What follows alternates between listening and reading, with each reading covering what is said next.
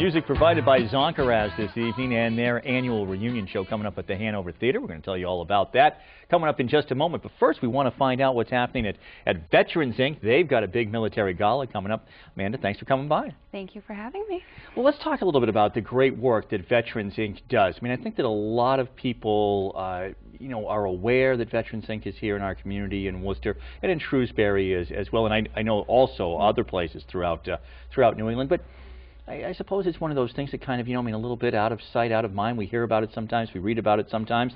Most of the time we probably don't think too much about it. Tell us a little bit about what you provide here in the city. Absolutely. Veterans Inc. has been around now for 20 years, which is amazing. People are always unaware of that. And we help homeless veterans, veterans in need, and their families. Our main location is on Grove Street in Worcester, which everybody, of course, knows about. And we also have locations in Shrewsbury, Devens, Massachusetts, throughout Worcester as well. Wow. I know. And we just was awarded to go out of state, and we're now in Vermont.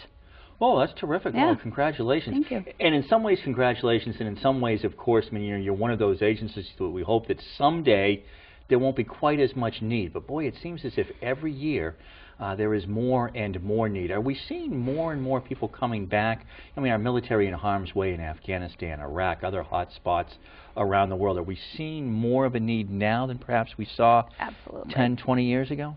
Absolutely, and it is truly sad because every day that I walk into, I work at the Grove Street site, and you see every age that comes in there. I always say homelessness does not have a discrimination.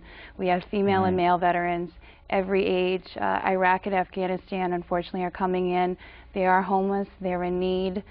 Their families are coming in, especially to our food bank, and you see the little children that are in need of food. And we have a Little Patriots Early Learning Center to help with daycare costs. I mean, it's just all over the board, and it's very sad. It's starting to turn colder as well. Is it a little bit seasonal? Are you seeing more people now as the weather starts to turn a little bit? We do, and when I first started working there about 5 years ago, more people would say come in around this winter time zone, but unfortunately with the economy and everything that's going on right now in the world, it's always packed. And again, so now it doesn't matter, what year it is, what season it is.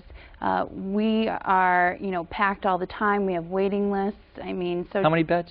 Well, at the Grove Street site, we have 85. 85. And we're typically always full. And always full. Always full. Yeah. That's something. Now, is it long term? What's the average length of a stay? Well, in our program now, how we have it set up after being in business for now 20 years is we have other services that help with other things. So now the average stay can be up to 2.5 years, which you would say, oh my goodness, 2.5 years. It does seem like a long time. That's a long time, but you need to really put yourself in their shoes and say, if you've lost everything, you have nothing. You walk into the doors and you're bankrupt, you've lost your family and friends, you may have some medical issues, and maybe some, abuse with alcohol or drugs. You have to start from the beginning, and it's not going to take 6 months. And how do you keep it, when you have to start from the beginning, how do you kind of keep up the morale? How do you keep it from being a handout, that it's a hand up? Yeah, there's so many things that happen there, and that's why I think I've worked there just over 5 years now and stayed there, because of the camaraderie and the friendships that are made there, and the personal feeling of what goes on there. It's not just about, here's a bed, here's some food, here's a shower, let's have it, that's all. Yeah. No, it goes even more in depth there. We have counseling services, one-on-one attention. There's groups that come in and do stuff that they just don't have anymore, and it may just be a simple thing as an ice cream sundae social. Yeah. And that's like getting them excited, Massages, Bancroft School Massage, they come in. It's great. Yeah, a whole community coming in and really donating their time and services. Now, we can help out by going to the military gala to this ball. Tell us a little bit about that. Yeah, this is every 2 years we do a biannual ball. And this year the money is going towards our family service programs, which are new. It's the Little Patriots Early Learning Center. We have a location now just for female veterans, so it's all of the above food bank. And it's happening on November 13th, which is a Saturday, and it's at the National Guard Military Museum, which is on Salisbury Street in Worcester. And it's such a grand time. I've gone to 2 already. This will be my 3rd, and it's just like a prom all over again. It's that feeling. You get to get dressed up, wear elegant clothing. the and works. go out and dance and just Yeah.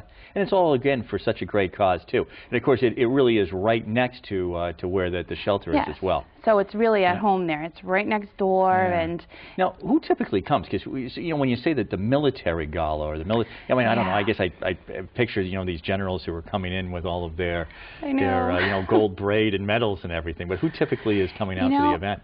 General public, and I always want to emphasize that because I always do get that call, do you have to be in the military to come to this ball? And absolutely not, no way. This is a fundraiser for us, and the word military is in the name, but no, anybody is able to attend. You can wear, if you're in the military, your mess dress, which they call it, or if you're not in the military, you can wear a tuxedo or a very nice suit, and women can wear long gowns or whatever you feel comfortable in, and it really is just a wonderful event. Time to get dressed up and go out, and again for a terrific cause, and all that money goes right back into Veterans Inc. Absolutely. Terrific. Hey, I want to thank you for stopping by, telling us a little bit about this. People have to get tickets, obviously, in advance for this place to do that? Yes. They can go to our website, which is veteransinc.org, or they can stop on down and just get the tickets right on site. Now, if somebody wants to help out, either time or a monetary donation, but they can't come to the ball, is there a way for them to do that as well? Absolutely. I mean, there's so many ways. They can, again, go to the website, which is veteransinc.org, or they can just come on down. We accept clothing donations 24/7 at that site, which people are unaware of. So, I mean, there's so much you can do, and there's a wish list on the website, too. Boy, that's great. Thanks again for stopping by, telling us all about it. We appreciate it right here. There's a great event for you to be able to go to. You're going to have a choice. We'll tell you about that in just a moment, as well as we'll tell you about the Zonka reunion straight ahead. I think it's all right.